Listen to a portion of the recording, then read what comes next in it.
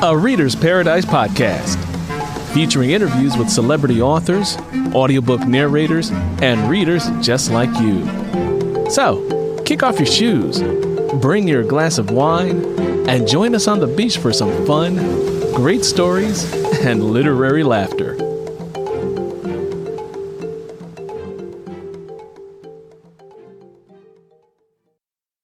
Hi, this is Earl Sewell, host of the podcast A Reader's Paradise, and also the writer, narrator, and creator of the podcasts Lenny Gray and Manhunt. Additionally, I'm an author of more than 25 novels. I'm a person who has incredibly vivid dreams, and recently I had one that I just had to write.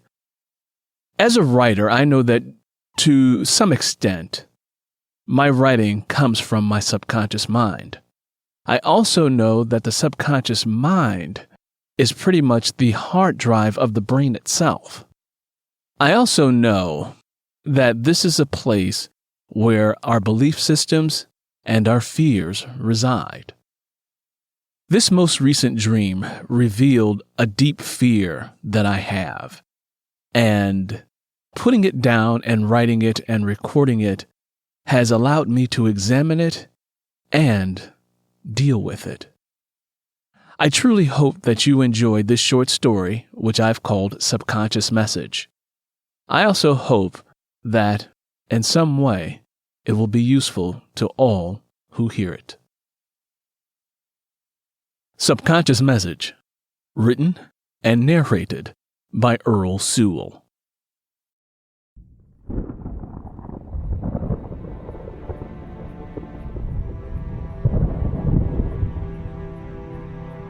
I am standing alone on the street in an impoverished neighborhood. I am dressed in my best business attire.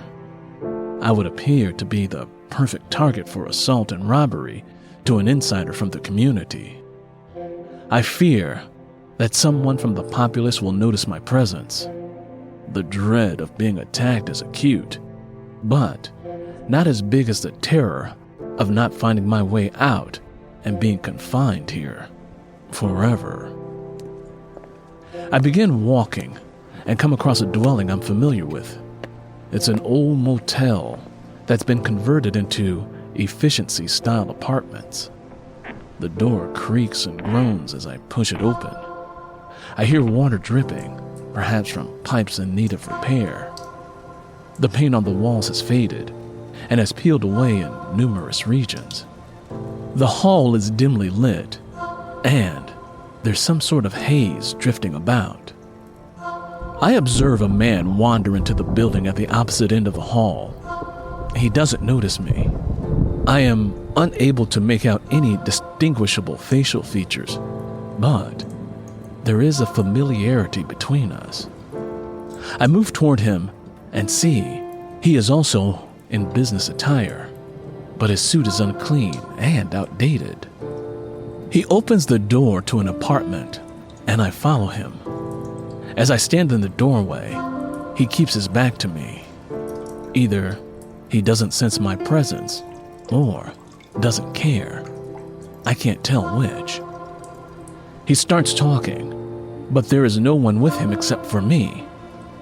I can't comprehend his vocalizations. Finally, he cranes his neck back, revealing his alcohol, and gulps hard and heavily. He takes a momentary break from drinking and begins an argument with someone from his own imagination.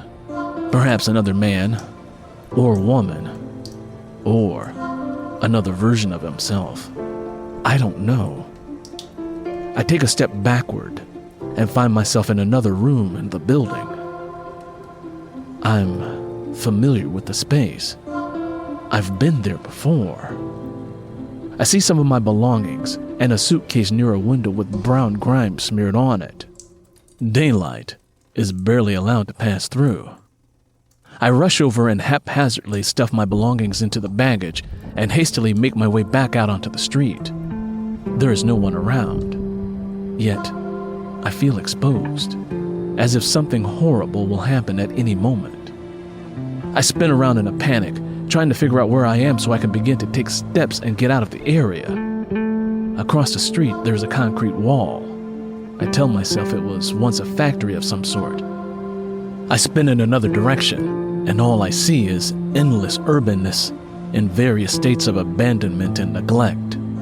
I know I can escape if I can make it to some type of public transportation. Once there, I can catch a ride out and away to prosperity, abundance, love, and the joy I yearn for.